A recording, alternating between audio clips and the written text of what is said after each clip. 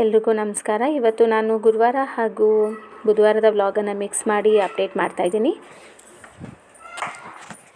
So ಇವತ್ತು ಬುಧವಾರ ನಾನು ಪೂಜೆಗೆಲ್ಲ ರೆಡಿ ಮಾಡ್ತಾಯಿದ್ದೀನಿ.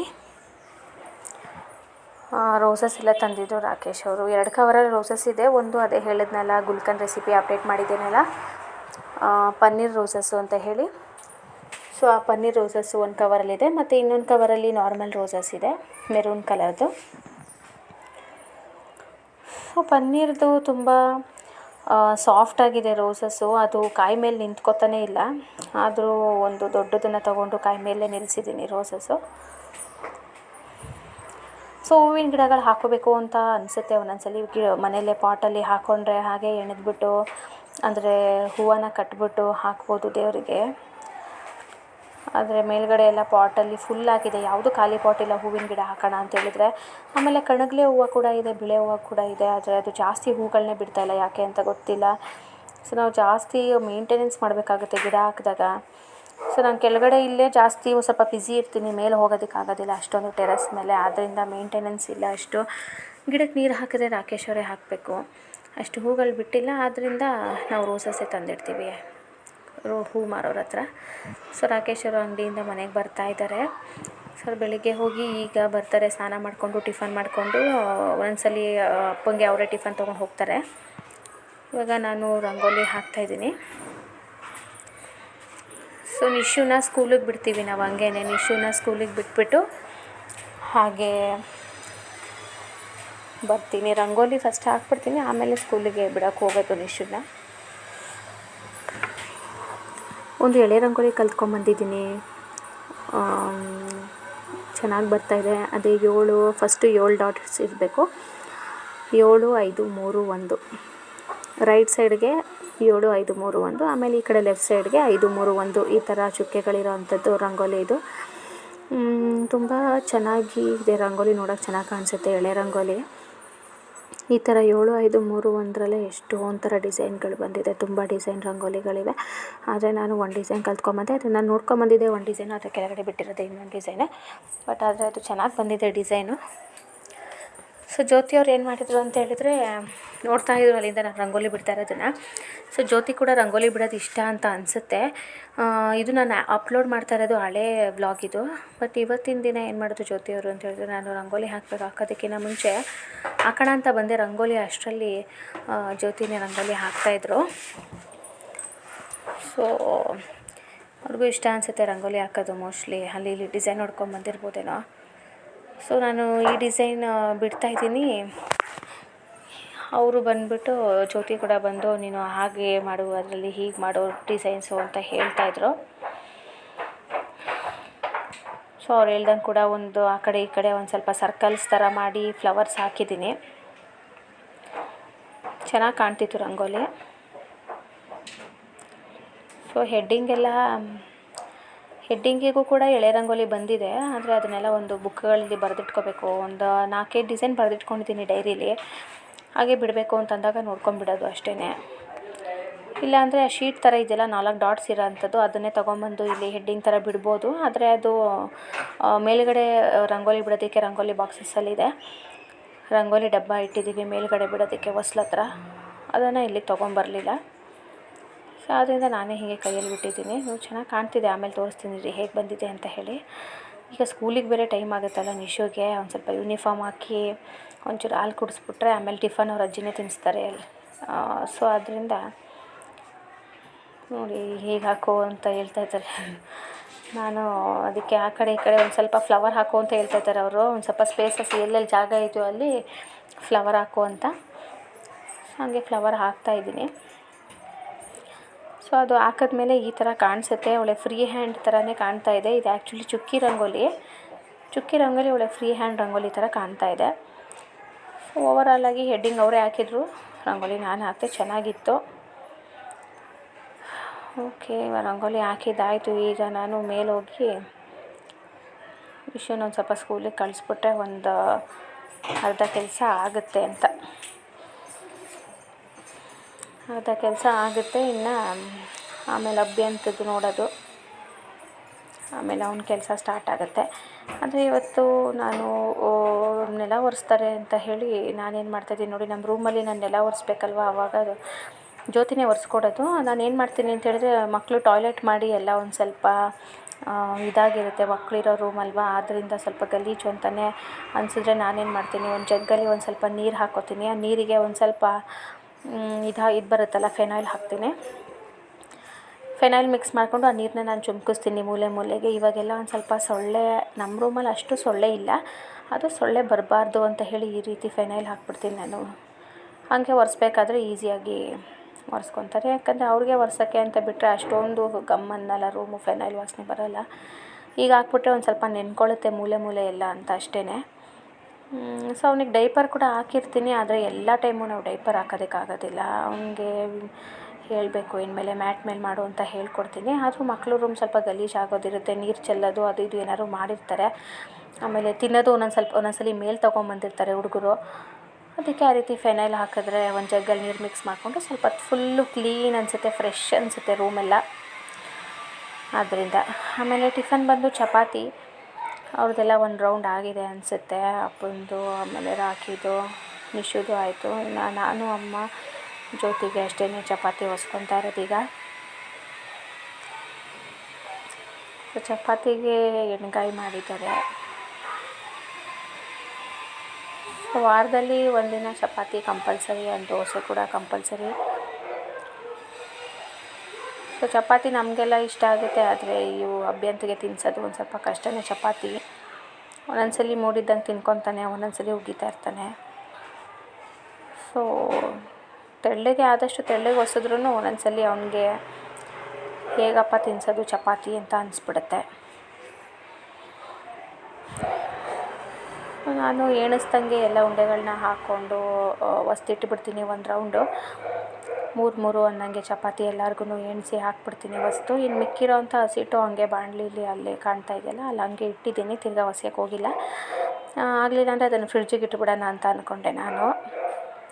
ಅಮ್ಮ ಇಲ್ಲ, ಆಮೇಲೆ ಹೊಸ್ಕೊಂಡ್ರು, ಯಾಕಂದರೆ ಅವರು ಮಧ್ಯಾಹ್ನ ರೈಸ್ ತಿನ್ನಲ್ವಲ್ಲ, ಮಧ್ಯಾಹ್ನಕ್ಕೆ ಆಗುತ್ತೆ ಇವಾಗ ಚಪಾತಿ ಅಂತೇಳಿ ಇನ್ನು ಮಿಕ್ಕಿರೋ ಹಸಿಟ್ಟನ್ನು ಅಮ್ಮನೇ ಹೊಸ್ಕೊಂಡ್ರು ಚಪಾತಿ. ಸೊ ಮಧ್ಯಾಹ್ನಕ್ಕೆ ಅವರೊಂದು ಸ್ವಲ್ಪ ಚಪಾತಿ, ಒಂದು ಸ್ವಲ್ಪ ರೈಸ್ ತಿಂದರೆ ಆಗುತ್ತೆ ಅಂತೇಳಿ. ಯಾಕಂದರೆ ಶುಗರ್ ಇರೋವಂಥವ್ರು ಜಾಸ್ತಿ ರೈಸ್ ಐಟಮ್ ತಿಂತಾ ಇರಬಾರ್ದಲ್ವ, ಮಧ್ಯಾಹ್ನ ಬೆಳಿಗ್ಗೆ 3 ಟೈಮು, 2 ಟೈಮು ರೈಸ್ ಐಟಮ್ ಎಲ್ಲ ತಿನ್ನಲೇಬಾರ್ದು ಶುಗರ್ ಇರೋರು ಅಂತ ಹೇಳ್ತಾರೆ. ಸೊ ಅದರಿಂದ ಬೆಳಗ್ಗೆ ಹೊತ್ತು ರೈಸ್ ಐಟಮ್ ಮಾಡಿದರೆ ಮಧ್ಯಾಹ್ನದ ಹೊತ್ತು ರೊಟ್ಟಿ ಚಪಾತಿ ಈ ಥರದ್ದು ಚಪಾತಿನೇ ಮಾಡಿದ್ರೆ ಅದು ಮಧ್ಯಾಹ್ನಕ್ಕೂ ಆದರೆ ಇನ್ನೂ ಒಳ್ಳೆಯದೇ ಅಲ್ವಾ ಚಪಾತಿ ಅಂತ ಹೇಳಿ, ರೈಸ್ ಬದಲಿಗೆ ಚಪಾತಿನೇ ಬೆಟರ್ ಅಂತ. ನಾವು ಅಂಗಡಿ ಹಸಿಟ್ಟು ತರಿಸ್ತೀವಿ, ಲೂಸ್ ಪ್ಯಾಕೆಟ್ ಥರದ್ದು ಹಸಿಟ್ಟು. ಆದರೆ ರಿಯಲ್ ಗೋಧಿ ಬರುತ್ತೆ ನೋಡಿ, ಪ್ಯೂರ್ ಗೋಧಿನ ಬಿಸಿಲಿಗೆ ಒಣಗಿಸಿ ಅದನ್ನು ಮಿಲ್ಲಿಗೆ ಹಾಕ್ಸ್ಕೊಂಡ್ರೆ ಅದು ತುಂಬಾ ಒಳ್ಳೆಯದು. ಆ ಥರ ಪ್ಯೂರ್ ಆಗಿರೋದು ಹಾಕ್ಕೊಂಡ್ರೆ ತುಂಬ ಒಳ್ಳೆಯದು. ಅದರಲ್ಲಿ ಚಪಾತಿ ಹೇಗೆ ಬರುತ್ತೆ ಅಂತ ಗೊತ್ತಿಲ್ಲ, ಒಟ್ಟು ಅದು ತುಂಬ ಒಳ್ಳೆಯದು. ಸೊ ನೀವು ಯಾರಾದರೂ ಚಪಾತಿ ಹಿಟ್ಟು ಅಂಗಡಿಯಿಂದ ತರಿಸ್ಕೊತಾ ಇದ್ದರೆ ಸೊ ಪ್ಯೂರ್ ಆಗಿರೋದನ್ನ ಮಿಲ್ಲಿಗೆ ಹಾಕ್ಸ್ಕೊಂಡು ನೋಡಿ, ಬಟ್ ಹೀಟ್ ಅಂತ ಅನಿಸುತ್ತೆ. ಆಮೇಲೆ ಸಾಂಬಾರಿಗೆ ರೆಡಿ ಮಾಡ್ಕೊತಾ ಇದ್ದೀನಿ ಈಗ. ಸೊ ಅನ್ನ ಕೂಡ ಇಟ್ಟಿದ್ದೀನಿ ರೆಡಿ ಆಗಲಿ ಅಂತ ಹೇಳಿ. ಸೊ ಇದು ನಾನು ಹಾಕ್ತಾ ಇರೋದು ಮಿಕ್ಸೆಡ್ ಬ್ಲಾಗ್ ಆಗಿರೋದ್ರಿಂದ ಇದು ವೆಡ್ನೆಸ್ಡೇ ಮತ್ತು ಥರ್ಸ್ಡೇ 2 ದಿನವೂ ಮಿಕ್ಸೆಡ್ ಬ್ಲಾಗ್ ಆಗಿದೆ ಇದು. ಸೊ ನಿಶು ಕೂಡ ಸ್ಕೂಲ್ಗೆ ಹೋಗಿದ್ದಾಳೆ, ಇನ್ನು ಸ್ಕೂಲಿಂದ ಕರ್ಕೊಂಬರೋದಕ್ಕೆ ಇನ್ನೂ ಒಂದು ಸ್ವಲ್ಪ ಹೊತ್ತು, ಇನ್ನೂ ಟೈಮ್ ಇದೆ. ಅಷ್ಟರಲ್ಲಿ ಒಂದು ಸ್ವಲ್ಪ ಸಾಂಬಾರಿಗೆ ರೆಡಿ ಮಾಡಿಟ್ಟು ಹೋದರೆ ಆಯಿತು. ಅಭ್ಯಂತದ್ದು ಇನ್ನು ಸ್ನಾನ ಆಗಿದೆ ಅಂದ್ಕೊಂಡಿದ್ದೀನಿ. ಆಗಿದೆ, ಸ್ನಾನ ಆಗಿದೆ. ಒಂದು ಎಲ್ಲೂ ಕಾಣ್ತಿಲ್ಲ ಅಂದರೆ ಅಲ್ಲೇ ಎಲ್ಲೋ ಹಾಲಲ್ಲಿ ಇರಬೇಕು. ಟಿ ವಿ ಆನ್ ಆಗಿದ್ದಾಗ ಅವ್ರ ಅಜ್ಜಿ ಕೂರಿಸ್ಕೊಂಡ್ರೆ ಸಾಕು, ಸುಮ್ಮನೆ ಟಿ ವಿ ನೋಡ್ಕೊಂಡು ಕೂತಿರ್ತಾನೆ.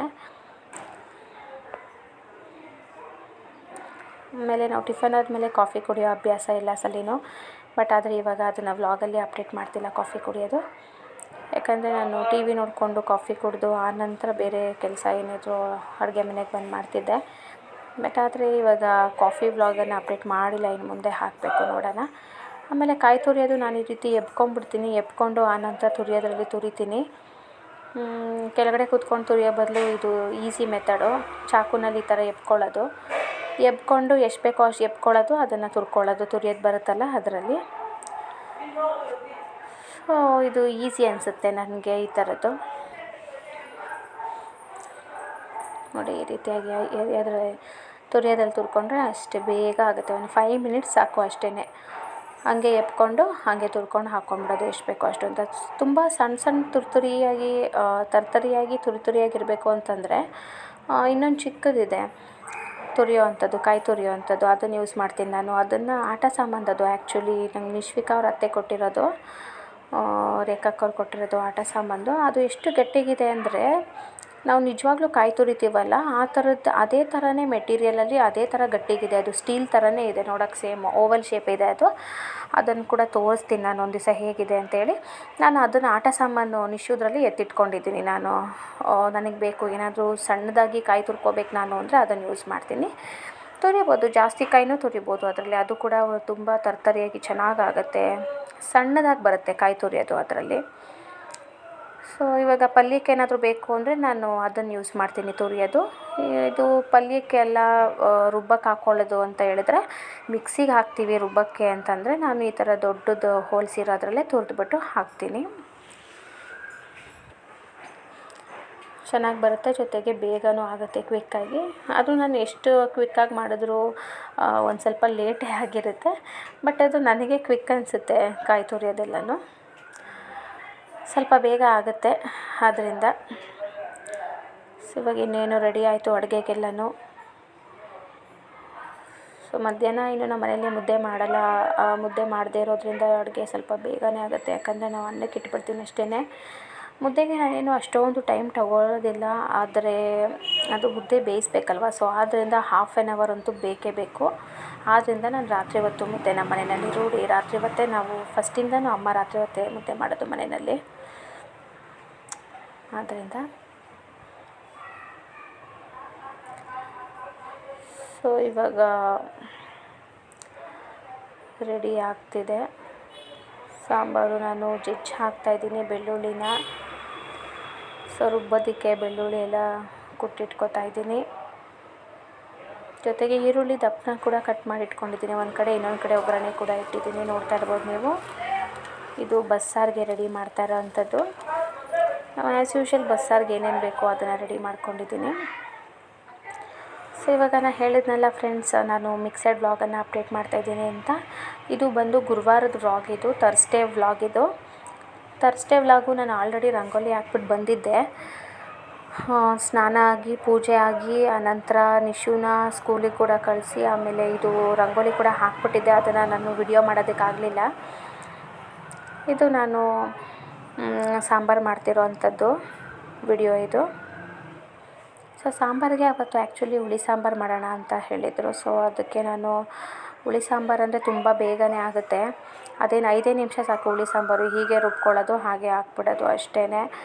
ಸೊ ಅದ್ರದ್ದು ಏನು ನಾನು ಫುಲ್ಲು ವಿಡಿಯೋ ತೋರ್ಸೋಕ್ಕೆ ಹೋಗಲಿಲ್ಲ. ಆ್ಯಸ್ ಯೂಶ್ವಲ್ ಈರುಳ್ಳಿ, ಟೊಮೆಟೊ, ಬೆಳ್ಳುಳ್ಳಿ, ಕೊತ್ತಂಬರಿ, ಸಾಂಬಾರು ಪುಡಿ ಎಲ್ಲ ಹಾಕಿ ರುಬ್ಬಿಟ್ಕೊಂಡಿರೋ ಅಂಥದ್ದು.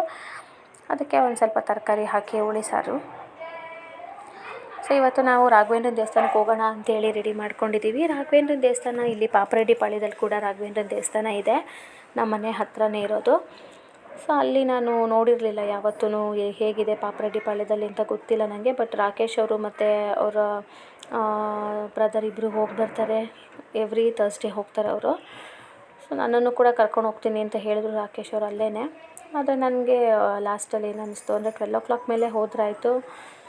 ನಿಶ್ವಿಕಾ ಕೂಡ ಸ್ಕೂಲಿಂದ ಬಂದಿರ್ತಾಳೆ 12 o'clock ಅಷ್ಟೊತ್ತಿಗೆ.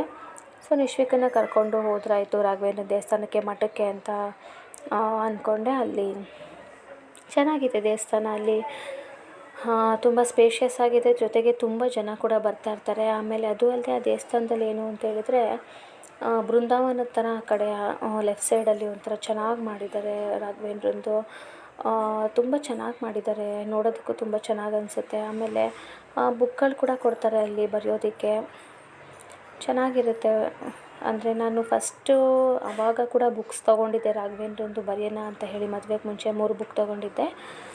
ಸೊ ಇವಾಗ ನನಗೆ ಗೊತ್ತಿಲ್ಲ ಬುಕ್ಸ್ ಕೊಡ್ತಾಯಿದ್ದಾರೆ ಅಂತ ಹೇಳಿ. ನಮ್ಮ ಅಮ್ಮ ಹೋಗಿದ್ರು ದೇವಸ್ಥಾನಕ್ಕೆ ರೀಸೆಂಟಾಗಿ. ನಾನು ಬುಕ್ ಸಿಗುತ್ತಾ ಅಂದಿದ್ದಕ್ಕೆ ಅವರು ಇಲ್ಲ ಗೊತ್ತಿಲ್ಲ ಅಂತ ಹೇಳಿದರು.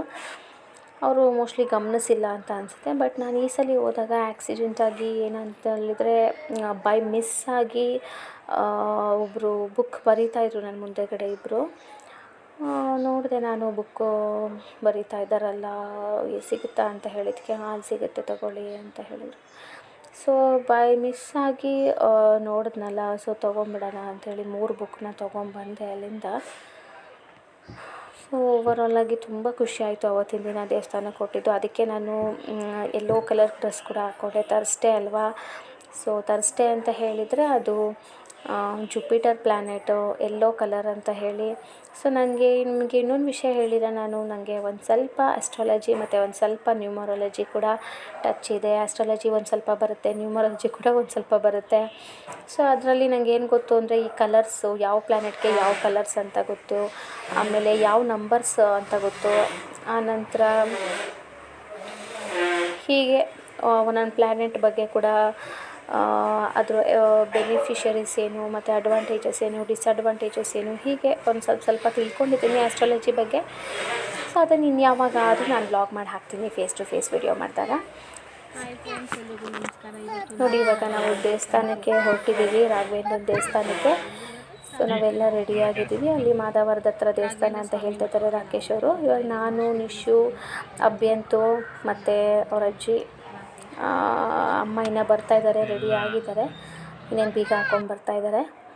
ಸೊ ನಾವು ಹೊರಟಿದ್ದಾಯಿತು. ನಾವು ಮನೆ ಬಿಟ್ಟಾಗಲೇ ಆಲ್ರೆಡಿ ಟೈಮ್ ಆಗೋಗಿತ್ತು, 12:30 12:45 ಆಗೋಗಿತ್ತು ನಾವು ಮನೆ ಬಿಟ್ಟಾಗಲೇ. ನೋಡಿ ಎಷ್ಟು ಜನ ರಶ್ ಇದ್ದಾರೆ ನೋಡಿ, ದೇವಸ್ಥಾನದಲ್ಲಿ ತುಂಬ ರಶ್ ಇದ್ದಾರೆ.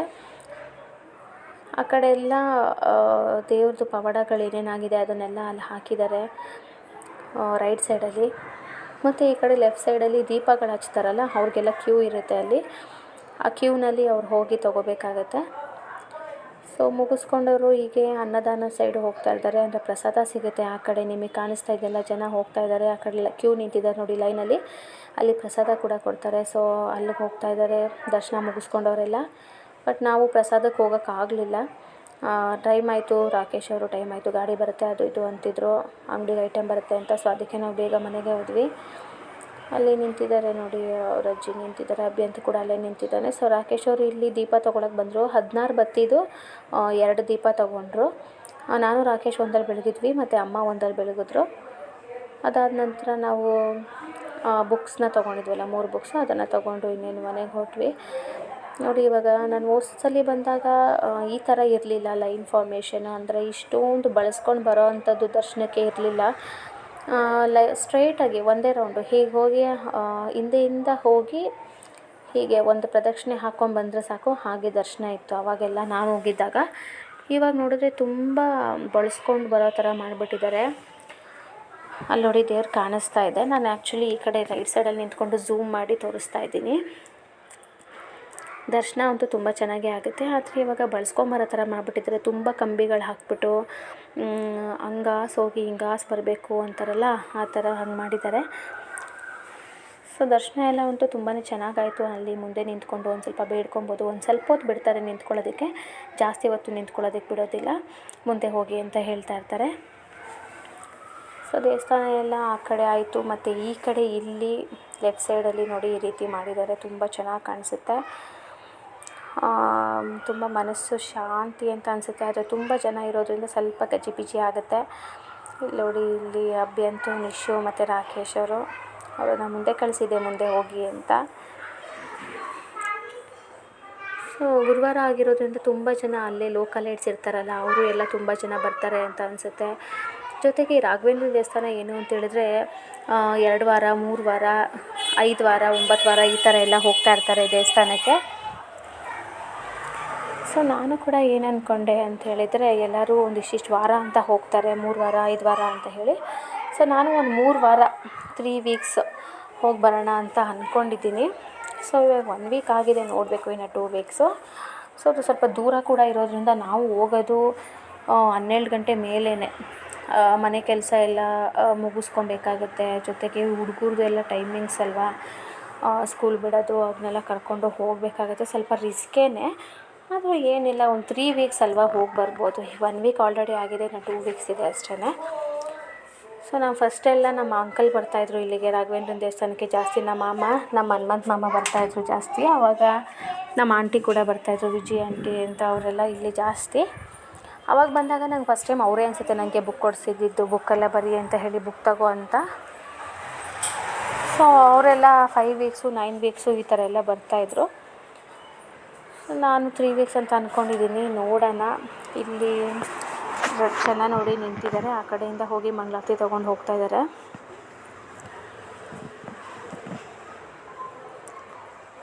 ಸೊ ಹೀಗೆ ನೋಡಿ, ಇಲ್ಲಿ ಇವಳಂತೂ ಒಂದು ಕಡೆ ನಿಂತ್ಕೊಳ್ಳಲ್ಲ, ಎಲ್ಲ ಕಡೆ ಓಡಾಡ್ತಿದ್ದಲ್ಲ. ಆಮೇಲೆ ಈ ಕಡೆ ಏನು ಅಂತಂದರೆ, ಈ ಕಡೆ ಸೈಡಲ್ಲಿ ಒಂದು ಸ್ವಲ್ಪ ಅದು ಇದು ಏನಾದರೂ ಹೋಮ್ ಮೇಡ್ ಸ್ನ್ಯಾಕ್ಸ್ ಆಗಿರ್ಬೋದು ಅಥವಾ ಬುಕ್ಸ್ ಆಗಿರ್ಬೋದು, ಮತ್ತು ಈ ಮಣಿ ಜಪ ಮಣಿಗಳು ಎಲ್ಲನೂ ಇಟ್ಟಿದ್ದಾರೆ ಈ ಕಡೆ ಲೆಫ್ಟ್ ಸೈಡಲ್ಲಿ. ಸೊ ಸ್ಟೇಷ್ನರಿದು ಎಲ್ಲ ಐಟಮ್ಸ್ನ ಇಟ್ಟಿದ್ದಾರೆ ಅಲ್ಲಿ, ಎಲ್ಲ ಸೇಲ್ಗೆ ಇಟ್ಟಿದ್ದಾರೆ, ತೊಗೊಬೋದು ಬೇಕಂತ ಹೇಳಿದ್ರೆ. ಅಲ್ಲಿ ಅಂದರೆ ಟಾಯ್ಸ್ ಕೂಡ ಇಟ್ಟಿದ್ದಾರೆ, ಮಕ್ಕಳು ಆಟ ಆಡೋವಂತಹ ಸಾಮಾನುಗಳು ಎಲ್ಲ ಇಟ್ಟಿದ್ದಾರೆ. ಆದರೆ ಎಲ್ಲ ಸ್ಟಾರ್ಟಿಂಗ್ ನಿಮಗೆ 60ಇಂದನೇ ಸ್ಟಾರ್ಟಿಂಗ್ ಆಗೋದು. 60ಗಿಂತ ಕಮ್ಮಿ ಅಲ್ಲಿ ಯಾವುದೂ ಇಲ್ಲ ಅಂತ ಅನ್ಕೋತೀನಿ ನಂಗೆ ಗೊತ್ತಿರೋ ಪ್ರಕಾರ. ನೋಡಿ, ಇದು ಓವರಾಲ್ ಆಚೆಗಡೆಯಿಂದ ಈ ರೀತಿಯಾಗಿ ಕಾಣಿಸುತ್ತೆ ಚೆನ್ನಾಗಿ. ಹೆಜ್ಜೆ ನಮಸ್ಕಾರ ಹಾಕೋರು ಹೆಜ್ಜೆ ನಮಸ್ಕಾರ ಹಾಕ್ತಾಯಿದ್ರು, ಮತ್ತು ಹೀಗೆ ನೆಲಕ್ಕೆ ನಮಸ್ಕಾರ ಮಾಡ್ಕೊಂಡು ಹೋಗೋವಂಥವ್ರು ಹಾಗೂ ಕೂಡ ನಮಸ್ಕಾರ ಹಾಕ್ತಾಯಿದ್ರು. ಮತ್ತು ಇಲ್ಲಿ ಒಂದು ಹೆಣ್ಣು ದೇವರಿದೆ, ಅದನ್ನು ಕೂಡ ನಾನು ವಿಡಿಯೋ ಮಾಡಿಕೊಂಡೆ. ನೋಡಿ, ಈ ರೀತಿಯಾಗಿ ಕಾಣಿಸುತ್ತೆ ಅದು. ಸೊ ಎಲ್ಲ ಹಿಂಗೆ ಆಗಿಂದ ಒಂದು ರೌಂಡ್ ಹಾಕ್ಕೊಂಡು ಹೀಗೆ ಎಲ್ಲ ದೇವ್ರಿಗೂ ಕೈ ಮುಕ್ಕೊಂಡು ಎಲ್ಲರೂ ಒಂದು ರೌಂಡ್ ಹೋಗ್ತಾರೆ ಬರೋವಂಥ ಎಲ್ಲ ಭಕ್ತಾದಿಗಳು. ಇಲ್ಲಿ 2 ಕಡೆ ಕಾಣಿಸ್ತಾ ಇದೆ ಅಲ್ಲಿ. ಇಲ್ಲಿ ನೋಡಿ, ಈ ಕಡೆ ರಥ ಇಟ್ಟಿದ್ದಾರೆ. ಏನಾದರೂ ಅದು ಇದು ವಿಶೇಷಗಳಿದ್ದರೆ ಅವತ್ತಿನ ದಿನ ಎಲ್ಲ ತೆಗಿತಾರೆ ಅಂತ ಅನಿಸುತ್ತೆ ಅದನ್ನು. ನೋಡಿ, ಇಲ್ಲಿ ದೀಪ ಹಚ್ಚಿದ್ದಾರೆ, ಸೀರೆ ಕೂಡ ಉಡಿಸಿದ್ದಾರೆ ಹೆಣ್ಣು ದೇವ್ರಿಗೆ. ಸೊ ಇದೊಂದು ಸ್ವಲ್ಪ ಡೌನಲ್ಲಿದೆ. ಅಲ್ಲಿ ಆ ಕಡೆ ದೇವಸ್ಥಾನ ಸ್ವಲ್ಪ ಹೈಟಲ್ಲಿದೆ, ಇದು ಒಂದು ಸ್ವಲ್ಪ ಇಲ್ಲಿ ಡೌನೇ ಆಯಿತು. ಈ ಕಡೆಯಿಂದ ನಡ್ಕೊಂಬಂದು ನೆಲದಲ್ಲಿ ಆಮೇಲೆ ಅಲ್ಲಿ ಮೆಟ್ಲು ಹತ್ತಬೇಕಾಗತ್ತೆ. ಮತ್ತು ನಾನು ಹೇಳಿದ್ನಲ್ಲ, ಅದು ಇದು ಎಲ್ಲ ಐಟಮ್ಸ್ಗಳನ್ನೆಲ್ಲ ಸೇಲಿಗೆ ಇಟ್ಟಿದ್ದಾರೆ. ಟಾಯ್ಸ್ ಆಗಿರ್ಬೋದು, ಜಪಮಣಿಗಳಾಗಿರ್ಬೋದು, ಆಮೇಲೆ ಮನೆಗೆ ತೊಗೊಳ್ಳೋವಂಥ ಈ ಸಿಲ್ವರ್ ಕೋಟೆಡ್ ದೀಪಗಳು, ತಟ್ಟೆಗಳು ಎಲ್ಲನೂ ಇಟ್ಟಿದ್ರು ಅಲ್ಲಿ.